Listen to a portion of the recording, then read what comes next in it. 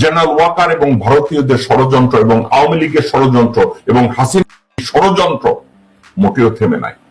দর্শকবৃন্দ এবং ছাত্র জনতা, আপনাদের দৃষ্টি আকর্ষণ করে আমি একটা কথা বলছি। শিরিন শারমিন এখন জেনারেল ওয়াকারের হেফাজতে। সে তুরুপের তাস হিসাবে শিরিন শারমিনকে সেনানিবাসে অতিথি করে রেখেছে। মাঝে মাঝে তাকে সেনা সদরের গাড়িতে বঙ্গভবনে নিয়ে যাওয়া হয় চুপ্পুর সাথে একান্তে বৈঠকের জন্য, এবং চুপ্পুর সাথে শিরিন শারমিন যখন বৈঠক করতে যায় ভারত থেকে হাসিনাকে কানেক্ট করা হয়। বাংলাদেশের বর্তমান পরিস্থিতি, বাংলাদেশের বর্তমান ক্যান্সারটার নাম ওয়াকারুজ্জামান। বাংলাদেশের ব্রেইনে, হার্টে একটা ক্যান্সার, ওই ক্যান্সারটার নাম ওয়াকারুজ্জামান।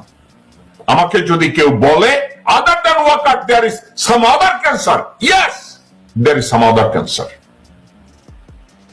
কিন্তু ওই ওয়াকারকে যদি এখান থেকে সরানো হয়, চুপ্পুকে যদি এখান থেকে সরানো হয়, নৌবাহিনীর বিমান বাহিনীর প্রধানকে যদি সরানো হয়, অনেকে বলবে যে তো মিল্টন গুজব তৈরি করছে।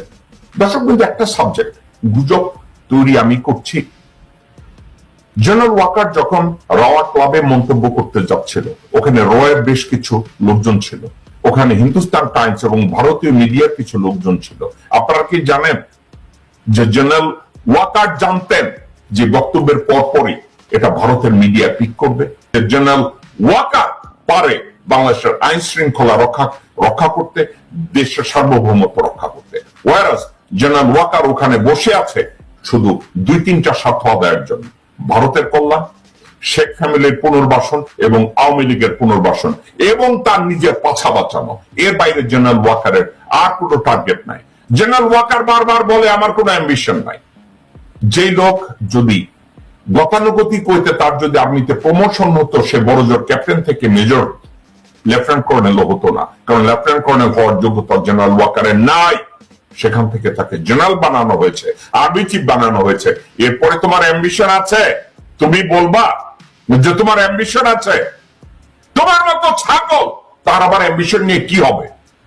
হাসিনা বোর্ড বিয়ে না করলে তুমি এখনো কোনো মেজর হয়ে বিডিআর এ চাকরি করে 2 পয়সা কামাই করে তুমি রিটায়ারমেন্টে যাইতে মিয়া ভাই, ওয়াকার তো মাশাআল্লাহ দিয়ে দেবে। আমি বলছি ইন্ডিয়ার সমর্থনে, ইন্ডিয়ার মতো একটা মেকি হারামজাদা নেরি কুত্তাদের সমর্থনে পৃথিবীর কোথাও যদি কেউ মাশাআল্লাহ দেয়, ওই মাশাআল্লাহ 72 ঘন্টা টিকবে না। একটা কারণে, বাংলাদেশকে ফাইন্যান্সিয়ালি রান করার মতো গুড দা ইন্ডিয়ার আছে, ক্যাপাসিটি ইন্ডিয়ার আছে।